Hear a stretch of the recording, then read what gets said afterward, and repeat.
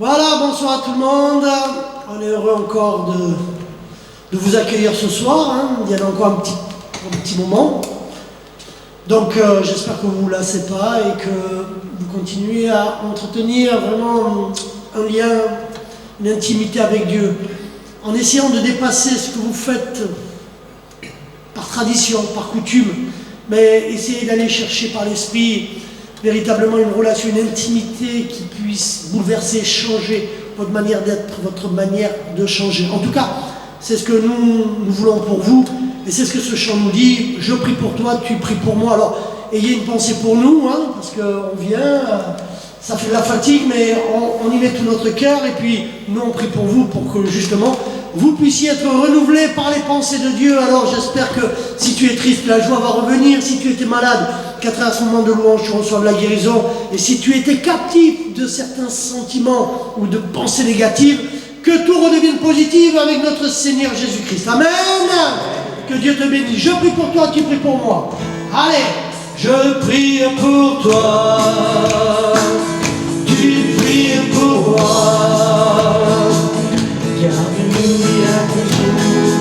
Alléluia, par une chaîne d'amour. Et je prie pour toi et tu pries pour moi. Car Dieu nous lia toujours par une chaîne d'amour. Et chacun des maillons dans l'épreuve tiendra bon. Allez, on y retourne ensemble. Je prie pour toi et toi tu pries pour nous. Tu pries pour moi. Amen. Car Dieu nous lie. Car Dieu nous lia toujours par une chaîne d'amour. Et je prie pour toi et tu pries pour moi. Car Dieu nous lia toujours par une chaîne d'amour. Et chacun des maillons dans l'épreuve tiendra. Allez, juste avec la guitare, on va taper dans le main. Allez, si tu es avec les enfants derrière l'écran, dis-leur de taper dans les mains. Si tu es avec ton mari, regarde-le, souris-lui. Et si tu es avec ton épouse, vous-même, ensemble, promettez-vous ce soir de prier autour du repas, que vous soyez seul à 2, à 3, 4, et même à plus. On le revoit une dernière fois. Je prie pour toi, tu pries pour moi. Car Dieu nous vient toujours par une chaîne d'amour. Et je prie pour toi et tu pries pour moi. Car Dieu nous lia toujours par une chaîne d'amour. Et chacun des maillons dans l'épreuve tiendra bon. Voilà, nous sommes heureux d'avoir prié pour toi et que toi tu aies prié pour nous. Je vais demander à mon frère Tali de remettre ces moments entre les mains de Dieu courtement et demander sa grâce et sa bénédiction sur vous comme sur nous. Vas-y. Prions ensemble encore, Seigneur, merci. Merci pour ces moments où nous te remettons, oui, Père éternel, et bien ces moments que ça soit rempli de ta présence et de ton onction. Et bénis ce moment. Je te remets également bien, le cœur de mes frères, que tu puisses encore bien, leur parler. Je te prie, Seigneur, dans le nom de Jésus-Christ. Amen. Amen. Il tient le monde, alors nous avons besoin de nous le rappeler, il tient le monde plus que jamais, les destinées sont entre ses mains, même si les temps sont difficiles, même si ceux qui arrivent seront peut-être encore plus, nous sommes dans l'espérance, dans la paix et dans la joie de notre Seigneur, et j'espère que c'est ton cas. Plus tu lis la parole, plus ça te donne confiance. Il ne nous a pas laissé orphelins, il nous dit où le monde va, c'est pourquoi nous allons lire, il tient le monde dans ses mains, il tient le soleil et la pluie, il tient la mort et la vie. Nous sommes heureux de chanter. Il tient le monde dans ses mains, il tient le monde dans sa main, il tient le monde dans sa main, il tient le monde dans sa main. Allez encore, il tient le monde dans sa main, il tient le monde dans sa main, il tient le monde dans sa main, il tient le monde dans sa main, il tient la mort, il tient la mort et la vie dans sa main, il tient la mort et la vie.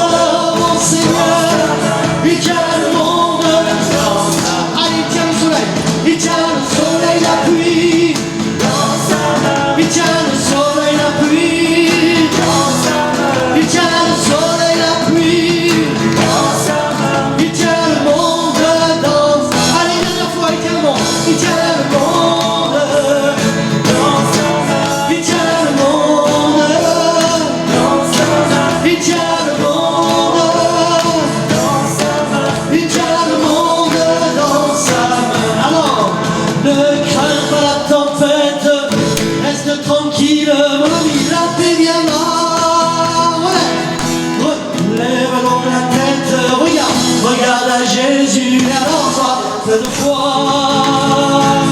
Qu'importe l'adversaire, oui, chasse la crainte. Il est vaincu, l'ennemi de nos âmes. Oh, nom puissant de Jésus, l'ennemi s'enfuit. Tu es vainqueur, ne crains pas la tempête, reste tranquille, la paix viendra. Relève donc la tête, regarde à Jésus, sois plein de foi. Qu'importe l'adversaire, chasse la crainte, il est vaincu. Oh, au nom puissant de Jésus, l'ennemi s'enfuit. Allez, juste avec nos voix, tout ensemble. Ne crains pas la tempête, reste tranquille, la paix viendra. Relève donc la tête, regarde à Jésus, sois plein de foi. Qu'importe l'adversaire, chasse la crainte, il est vaincu. Au nom puissant de Jésus, l'ennemi s'enfuit, tu es vainqueur. Au nom puissant de Jésus, l'ennemi s'enfuit, tu es vainqueur. Je m'envolerai vers Jésus, je m'envolerai. Alors, quand les yeux le verront dans sa gloire, oui, moi je. Allez, tous ensemble, je m'envolerai vers Jésus, je m'envolerai.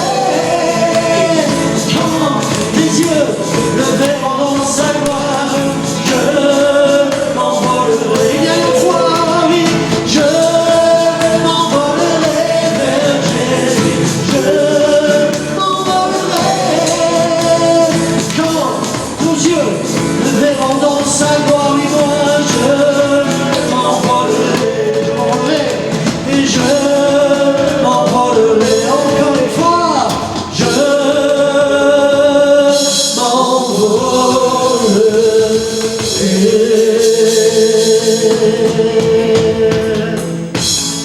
Je vais vous lire une petite histoire avant que nous rentrions vraiment dans ce moment de louange et que nous puissions apporter tout notre culte avec passion à notre Dieu et donc avoir ce moment d'adoration. Dans un village d'Écosse vivait un docteur qui était connu pour sa gentillesse et sa bonté. Après sa mort, on regarda à ses livres de contes et on trouva plusieurs fois des notes barrées, des noms barrés à l'encre rouge avec la mention acquitté. Trop pauvre pour payer. Sa femme, qui n'avait pas les mêmes sentiments de désintéressement que son mari, déclarait que toutes ces notes devaient être payées. Et elle décida d'aller au tribunal et d'entamer des poursuites. Et au tribunal, on lui demanda, mais reconnaissez-vous l'écriture en rouge comme étant celle de votre mari? Elle ne put faire autrement que de répondre par l'affirmative. Alors répliqua le juge, il n'y a pas un tribunal au monde qui puisse vous faire obtenir des sommes sur lesquelles le créancier lui-même a écrit de sa propre main acquitté. De même, la dette de notre péché à l'égard de Dieu a été acquittée par le Seigneur Jésus-Christ sur la croix du Calvaire, car lui-même a proclamé cette vérité. Tout est accompli dans Jean au chapitre 19, verset 30. Et juste pour terminer, juste vous rappeler que lorsque l'on parle de tout est accompli, le terme veut dire tout est payé. Donc quand Jésus a déclaré tout est accompli, il a dit tout est payé pour toi. Et du coup, depuis ce jour, Jésus, c'est le centre de notre vie. Qu'il soit le centre de ton cœur, le centre de tes priorités, le centre, véritablement, de toutes tes pensées. Alors on va le chanter tous ensemble de tout notre cœur. Et si ce n'était pas encore le cas, dès à présent, fais cette prière. Dieu, Père éternel, je veux que tu redeviennes le centre et la priorité de ma vie. Dans ces temps troublés et difficiles, je veux réellement que Jésus redevienne ce qu'il a toujours été, pour moi, un ami fidèle et tendre. Et je veux m'engager à te suivre fidèlement, dans les bons comme dans les mauvais jours. Jésus,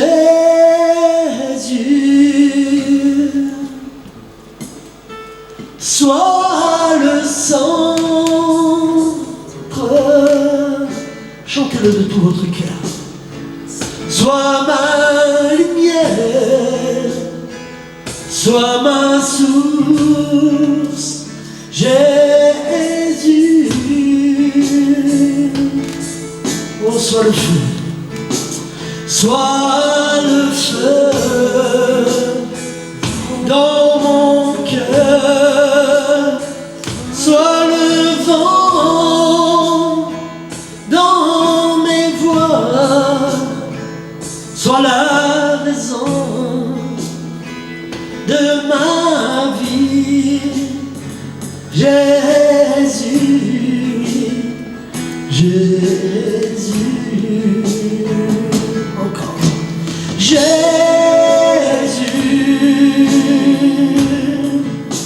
sois le centre,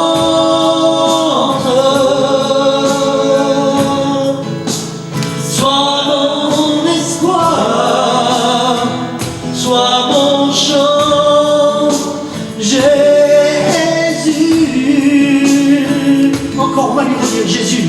Vraiment, sois mon espoir, sois mon chant, ensemble. Jésus, comme une prière, dis-lui, sois le centre. Sois le centre, chante-le avec tes tripes, ton cœur.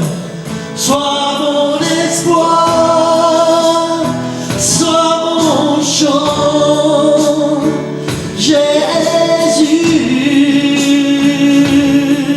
Sois le feu, sois le feu dans mon cœur, oui, sois le vent dans mes voies, sois la raison de ma vie, Jésus, Jésus. Encore la dernière strophe, tous ensemble, Jésus, amen. Oh Jésus, sois ma vision, sois ma vision, sois mon chemin, sois mon chemin, sois mon guide, Jésus. Alors, sois le feu, sois le feu dans mon cœur, sois le vent dans mes voies, sois la raison de ma vie, Jésus, Jésus. Encore, sois le feu, Seigneur, sois le feu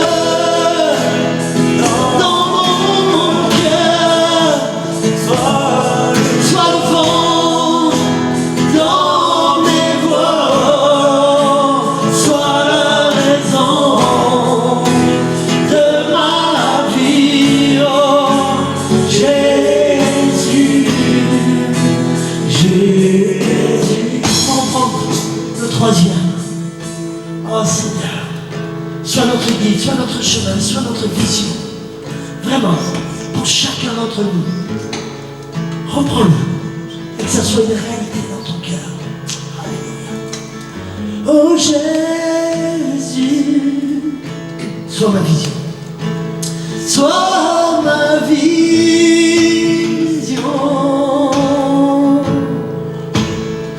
Sois mon chemin. Sois mon guide, Jésus.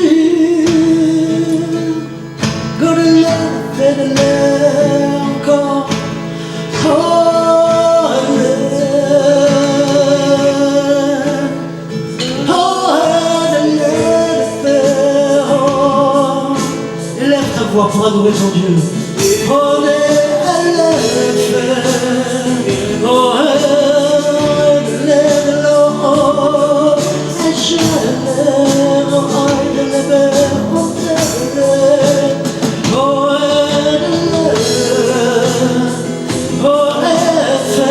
il cherche des adorateurs en l'esprit. Oh,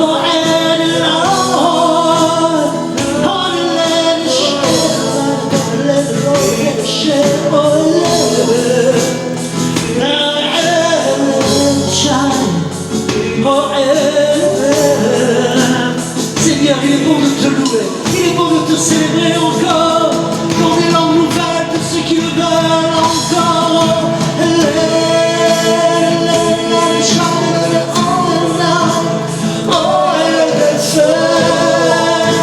Laisse le feu jaillir,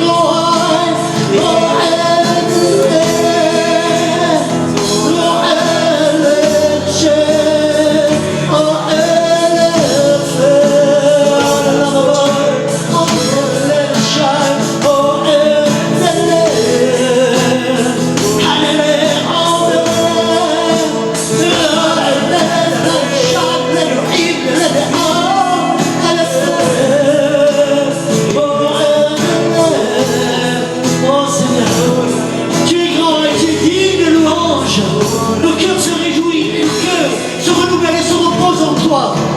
Nous étions fatigués et tu nous libères. Encore, Jésus, oh oui, sois le centre, sois mon espoir, sois mon espoir, sois mon chant, mon chant.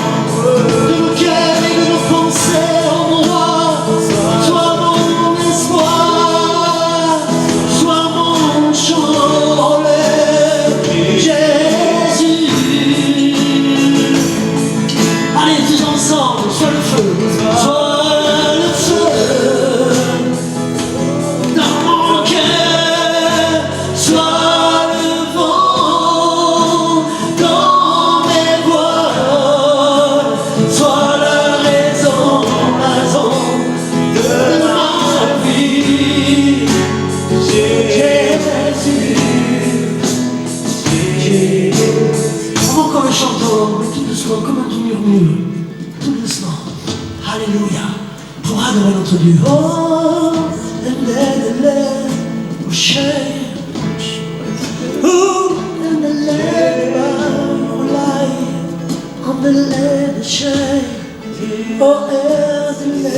sois à l'écoute de ce que tu es en train de lui dire.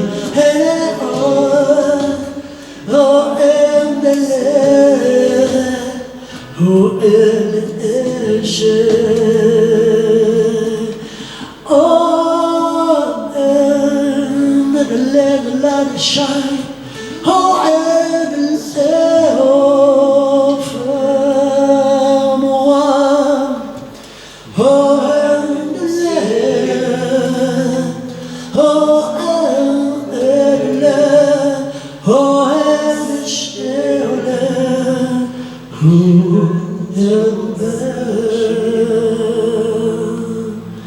nous voulons t'adorer,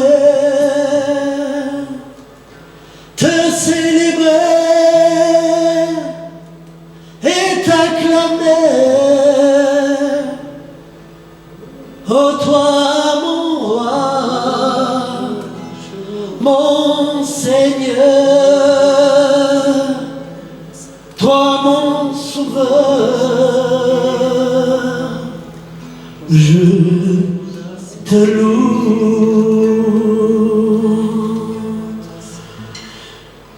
Tu es mon trésor, tu es ma joie, mon espérance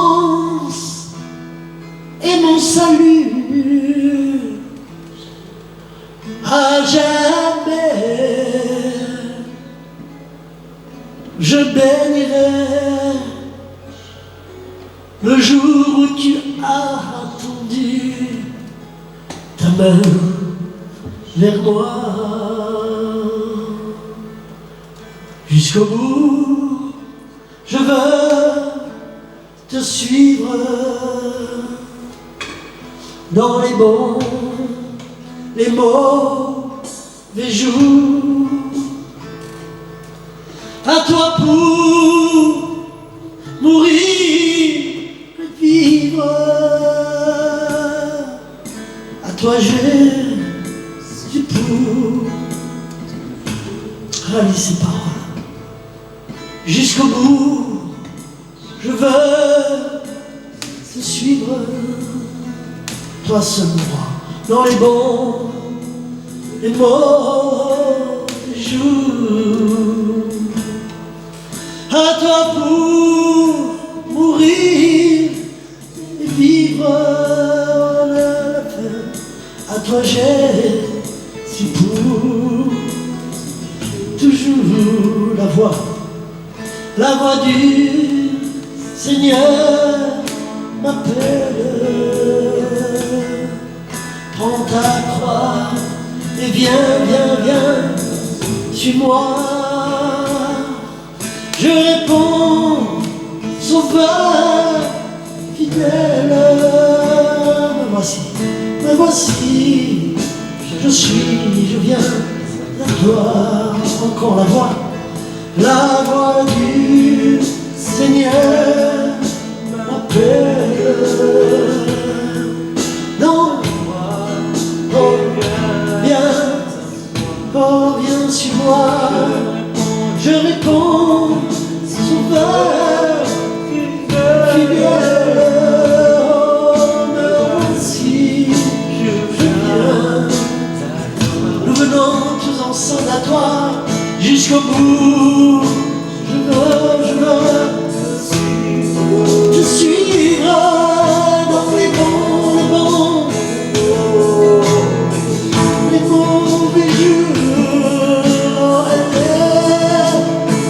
Les femmes vivre à toi encore une fois, avant que nous faisions l'appel. Jusqu'au bout, je veux te suivre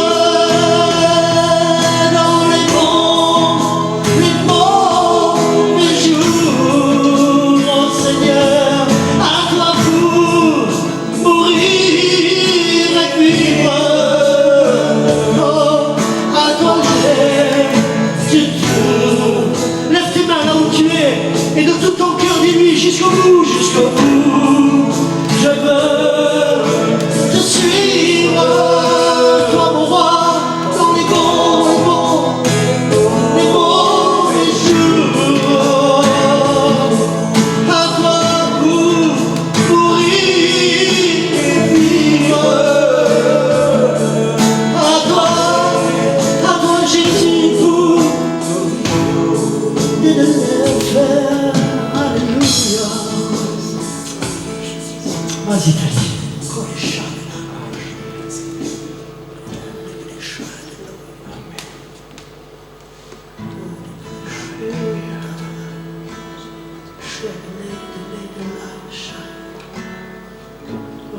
bien,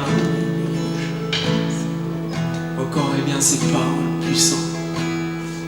Le Seigneur est bien, parle bien tantôt d'une manière, tantôt d'une autre. Et ce soir, eh bien, le Seigneur te dit qu'il a tout supporté à la croix. Il a tout vaincu à la croix.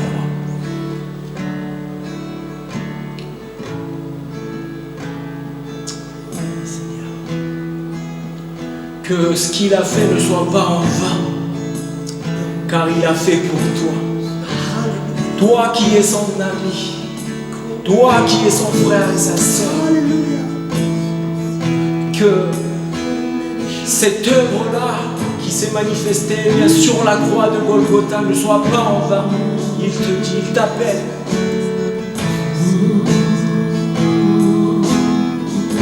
Il te dit, viens. Rejoins-moi.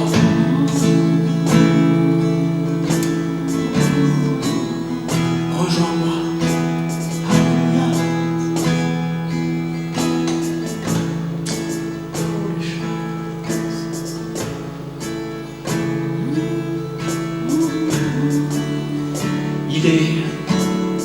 Il est temps, oui.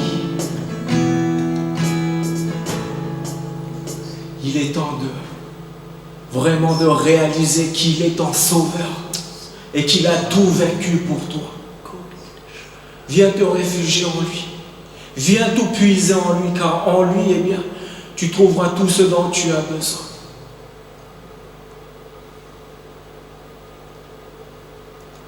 Ce soir, eh bien, cet appel est large. Viens tout simplement, eh bien, poser à la croix que l'œuvre qu'il a fait, que ce qu'il a fait, eh bien, il s'est offert. Il s'est offert pour toi, comme pour moi. Que ça ne soit pas en vain. Mais vraiment, saisis-le de tout ton cœur. Saisis-le et crois-le de tout ton cœur. Celui qui croira, il a dit, celui qui croira, eh bien, automatiquement, eh bien, il faut le croire, mais aussi croire, plus que croire, mais déjà faire comme si, eh bien, on l'a déjà reçu. Que cette chose qu'on demande, eh bien, c'est déjà réalisé, car oui, il y a un Dieu puissant, il y a un Dieu vivant. Et notre Seigneur est mort, mais il est ressuscité pour toi comme pour moi. Et il a tout vaincu. Remets en lui, eh bien, tous tes besoins. Mais surtout, eh bien, laisse l'Esprit agir. Et l'Esprit voudrait vous dire ce soir, à travers l'appel que notre frère Tali vient de vous lancer, d'apprendre à nous reposer sur les forces de notre Seigneur, à travers l'œuvre qu'il accomplit sur la croix du Calvaire. Il ne veut pas nos prières, il veut les prières inspirées par l'Esprit qu'il a placé en nous. Il ne veut pas ta force, il veut ta faiblesse pour que s'exprime sa force à travers toi. Il y a un chant qui nous dit: tel que je suis, tel que tu es, imparfait, viens avec lui, viens devant lui, viens au pied de la croix, comme il nous l'a dit, afin que lui puisse te remplir de sa présence, de sa personne. Jean dira: il faut que je diminue et qu'il croisse.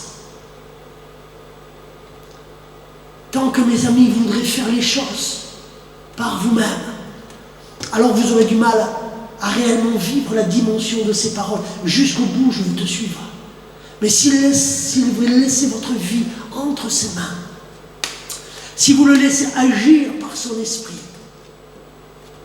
alors quoi que soient les épreuves de demain, tu auras l'assurance que ces paroles sont oui et amen au plus profond de ton être. Oui Seigneur, jusqu'au bout, je veux te suivre. On va le rechanter une fois avant que ta vie puisse prier.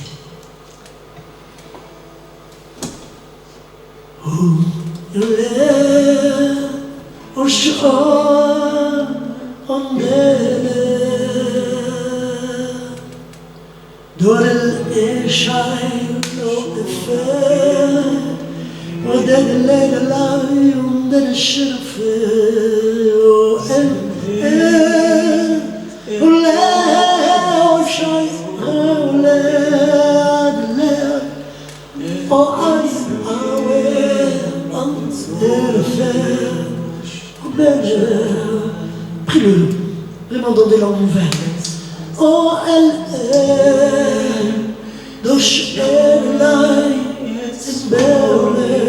comme une douce prière.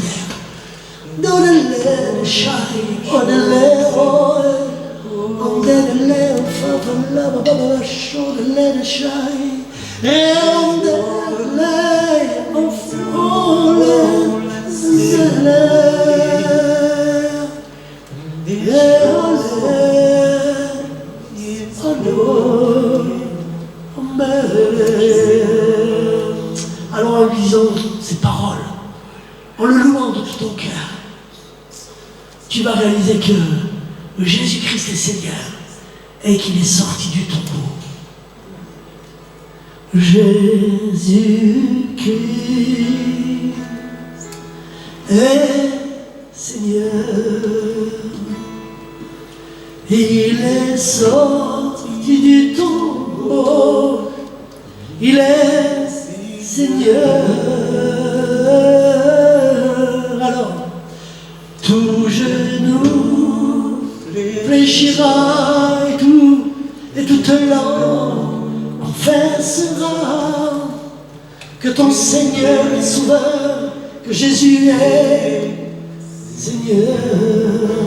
Encore une fois, Jésus-Christ est Seigneur. Il est sorti du tombeau, il est Seigneur. Tout genou fléchira, toute langue confessera que j'ai. Alors confesse-le de ta bouche. Confesse-le maintenant de ta bouche que Jésus est Sauveur et Seigneur. Confesse-le maintenant. Confesse-le pendant qu'il va le reprendre juste avec sa guitare. Prends autorité maintenant dans le puissant nom de Jésus-Christ. Et comme nous l'avons tout à l'heure chanté, loué, proclame que Jésus est au centre de ta vie maintenant. Jésus est à la première place de ton cœur, car tu veux l'aimer de tout ton cœur, de tout ton être et de toute ta force. Amen. Vas-y, Tani, tu peux prier. Alléluia, Seigneur. Gloire à toi, roi des rois. En cet instant encore, Père éternel, nous voulons nous prosterner, car tu es merveilleux, tu es magnifique et personne, oui Père, personne n'est digne, de toi, Père. Tu es si grand que, Père, devant ta splendeur, devant ta magnificence, nous ne sommes rien. Mais par cette œuvre, tu as encore prouvé ton amour. Tu as manifesté ton amour. Et ce soir, tes enfants s'avancent et se prosternent devant ta face. Car oui, Jésus-Christ est Seigneur. Jésus-Christ est Sauveur de leur âme, de leur vie. Et ce soir, je veux prier pour eux, que tu puisses les bénir, que tu puisses leur donner tout ce dont leur cœur a besoin, tout ce dont leur âme a besoin. Ils viennent t'amener leur faiblesse, ils viennent t'amener leurs limites, reconnaître combien tu es si grand comparé à notre humanité si misérable que nous sommes, Père éternel, devant ta face. Nous voulons proclamer encore et te prier ce soir, dans le nom de Jésus-Christ, que tu puisses les bénir, roi des rois, que tu puisses vraiment, Père éternel, répondre aux appels de leur cœur. Honneur à toi, roi des rois, dans le nom puissant de ton Fils, nous te prions. Amen. Amen. On reprend une dernière fois Jésus-Christ, de tout notre cœur, de toute notre force. Proclamons cette vérité. Jésus-Christ. Jésus-Christ est Seigneur. Il est sorti du tombeau. Il est Seigneur.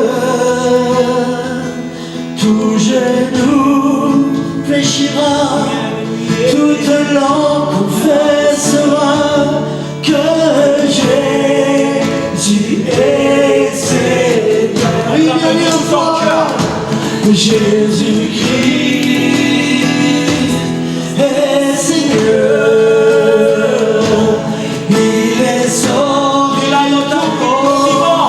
Il est Seigneur. Tout genou fléchira, oui, toute langue confessera que Jésus est Seigneur.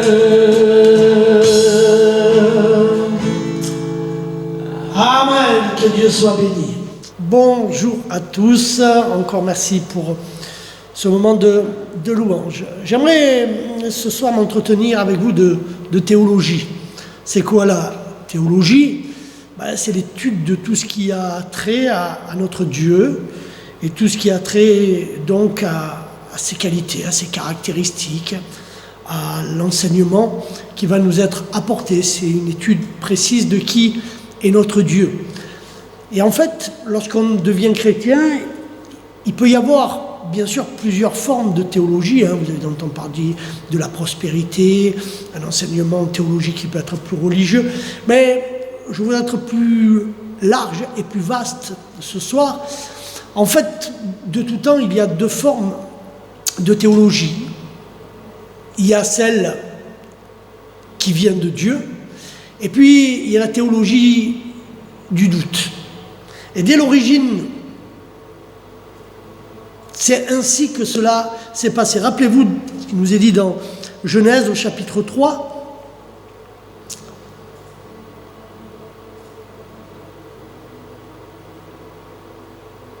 Et au verset 1, donc le diable, Satan, parle à Ève et lui dit, mais Dieu a-t-il réellement dit, vous ne mangerez pas de tous les arbres du jardin? Et la théologie du doute a commencé dès l'origine du monde, lorsque Satan, venant sous forme de serpent, va poser cette question. Dieu a-t-il réellement dit cette chose-là? Et souvent, lorsque nous sommes enfants de Dieu, cette théologie du doute, cette croyance que nous allons avoir en notre Dieu, nous amène à étudier la parole, à étudier qui est Dieu de notre point de vue. Et rappelez-vous, je vous parle souvent de cet évangélisme, de cette théologie humaniste qui nous amène à tout vivre à travers nous. Si je vis les moments difficiles, tragiques, épreuves ou autres de ma vie, simplement avec mon regard humain, alors cette théologie du doute va s'implanter parce que l'adversaire a toujours agi et que nous avons été, à partir du moment où le péché est rentré en nous, alors nous avons cela qui va émaner, qui va sortir en premier, à savoir le doute. Et la théologie du doute est l'inverse de la théologie de ce que Dieu veut dans notre vie. Rappelez-vous, lorsque Jésus a été tenté, lorsqu'il va au désert, le diable lui a dit, si tu fais ceci, si tu fais cela. Et Dieu lui a dit quoi? Dieu a dit, il est écrit que Dieu, lorsque nous devenons ses enfants, nous amène à vaincre la théologie du doute, celle que Goliath venait chaque jour, pendant de longs jours, amorcer chaque matin lorsqu'il se levait devant l'armée israélite, et il venait mettre un joug, un poids de doute, de crainte, de peur. Et le doute, mes amis, ne vient pas de Dieu, parce que le doute, c'est l'inverse de la foi. Et lui, David, lorsqu'il est arrivé sur le champ de bataille, ne s'était nourri que de la théologie divine. Il n'avait étudié Dieu que dans sa composante essentielle, à savoir un Dieu qui aime, un Dieu qui protège, un Dieu qui est là, même dans l'adversité. Et il allait combattre à la fois l'ours, le lion, et il savait que Dieu était à ses côtés. Lorsqu'il a vu Goliath, il n'a pas vu un homme grand, il n'a pas vu qu'il pouvait mourir, il n'a vu que quelqu'un qui venait s'élever contre le Dieu puissant, contre le Dieu des armées. Et donc lorsqu'il s'est avancé, il y allait avec foi et non point avec le doute. Rappelez-vous quand Pierre a marché sur les eaux, dans un premier temps, il est dans la théologie de la foi, celle de Dieu. Il marche sur les eaux. Le vent est venu, il s'est laissé déconcentrer par cette chose humaine, et alors le doute est venu. Est-ce que je marche bien sur l'eau? Et alors, il s'est mis à couler, nous dit la parole de Dieu, et il a demandé l'aide de Dieu. Nous avons besoin de réaliser que lorsque nous devenons enfants de Dieu, la théologie, l'étude de Dieu, l'étude de qui il est, de ses qualités, de sa personnalité, doit créer un climat de confiance en ce Père qui, nous dit la parole, répond à tous nos besoins et à toutes nos attentes. Il est là à tous les moments de notre vie. S'il nous a dit le chemin que le monde, que l'Église, que nous-mêmes allions suivre pour la fin des temps, c'est pour nous donner confiance et assurance, et que justement, à l'inverse de ce monde qui ne sait où il va, nous ne soyons pas dans le doute. Et la théologie du doute fait beaucoup de ravages. Elle l'amène à prier d'une manière, malheureusement, qui n'est pas biblique, qui va manquer de foi. En fait, nos prières ne reposent pas sur la confiance que nous avons en Dieu, mais sur nos peurs, nos doutes et nos craintes. Alors elles ne peuvent produire ce que Dieu veut amener par la théologie divine, par la théologie de ce Dieu qui nous dit, par la foi que je place en vous, vous recevrez selon mon plan, selon ma volonté, parce que je suis un Dieu qui vous aime et je suis un Dieu qui veut prendre soin de vous. Donc, nous voyons bien que ces deux formes de théologie, celle du doute et celle de la foi, n'amènent pas sur le même chemin. Et malheureusement, ou heureusement, ne vont pas trouver la même finalité. Celle de la foi nous amène au cœur du Père et à demeurer dans la présence du Père. Celle du doute nous amène sans cesse et encore sans cesse à toujours nous remettre en cause, mais de manière charnelle, et ne jamais arriver à rentrer pleinement dans ce cœur à cœur avec Dieu, de vivre pleinement ce Père comme étant celui qui prend soin et qui veille, parce que nos aspirations restent et demeurent simplement terrestres. Sur la croix du Calvaire, Jésus a vaincu la théologie du doute. À partir du moment donné où Jésus meurt sur la croix du Calvaire, nous avons l'assurance de notre salut, nous avons l'assurance que nos péchés nous sont pardonnés, nous avons l'assurance que Dieu peut agir et que le miracle est alors possible parce que Dieu est omniscient, omnipotent. Il connaît toutes choses ayant prédestiné, et donc cela doit vous donner confiance. Comme David est venu vaincre Goliath, et vous connaissez la fin de l'histoire, simplement avec une pierre et une fronde, il a vaincu l'homme le plus puissant, le plus fort qu'il y avait. Le doute nous révèle que nous ne faisons que peu confiance à Dieu. La foi, elle, révèle la grandeur de notre confiance en notre Dieu. Et regardez bien, il suffit juste un peu de creuser dans chacune de nos vies. Et nous verrons très vite que cette théologie du doute, elle est encore dans de nombreux cœurs. La peur de manquer à la fin du mois. La peur du coronavirus ou de la maladie. La peur qu'il m'arrive ceci ou qu'il m'arrive cela. Et très souvent, alors, nos prières ne sont que des prières dont la source et l'inspiration ne sont que la peur. Dieu veut que nous venions le louer parce que nous avons confiance, parce que nous sommes assurés, parce que nous sommes dans l'assurance de ce cœur qui connaît le cœur du Père et que donc nous cheminons sereinement et en paix. C'est pourquoi il nous est dit que c'est dans le salut que sera notre force, notre paix, notre tranquillité, notre assurance, parce que le sang de Jésus, parce que l'œuvre de la croix nous donne l'assurance que par la foi, ces choses nous ont déjà été acquises. Donc ne laissez plus le doute ni la crainte vous envahir, mais laissez Dieu œuvrer puissamment en chacun d'entre vous. Le doute, c'est Satan, c'est l'adversaire. La foi, c'est Dieu, l'assurance, la sécurité, la protection. Et c'est ce qu'il veut pour toi. Que Dieu puisse te bénir. Père éternel, je veux te louer, je veux te rendre grâce. À jamais que l'honneur et la gloire te soient rendus d'être un Père qui veille et qui prend soin de chacun de ses enfants. Nous voulons éloigner de nos vies les peurs, les craintes, les doutes, tout ce qui peut nous assaillir et qui vient du père du mensonge. S'il a essayé sur notre Seigneur Jésus-Christ, alors à combien plus forte raison la Bible nous dit qu'il rôde pour essayer d'amener dans nos cœurs le doute en disant « mais est-ce que c'est réellement la vérité? Est-ce que c'est réellement ces choses qui sont pour toi ?» Dieu a promis de prendre soin de ses enfants. Et si tu es un enfant de Dieu, alors Dieu te le redit, il est avec toi, il t'accompagne, il prendra soin et il te bénira abondamment. Nous te louons, tendre Père, de ce que tu es un Père merveilleux et de ce que tu prends soin de chacun de tes enfants. Que la louange, l'honneur et la gloire et que ton peuple puisse reprendre vie et force auprès de toi dans le précieux nom de ton Fils Jésus-Christ. Amen. Amen, que Dieu vous bénisse.